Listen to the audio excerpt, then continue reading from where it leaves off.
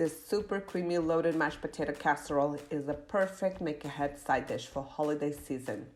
Everyone goes for seconds for this one and you won't even have leftovers. Okay, let's get started.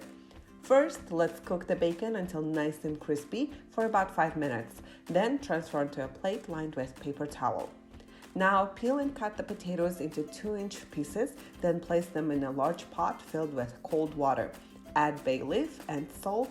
Cook the potatoes until fork tender, about 20 minutes. Remove bay leaf and drain the potatoes. Add cream cheese, butter, and hot milk and mash it into a creamy mashed potatoes. I like the consistency a little on the runny side when making casserole. Taste and add more salt if needed. Transfer the mashed potatoes into a large baking dish and spread it evenly. Sprinkle cheese over the potatoes and then add bacon bits.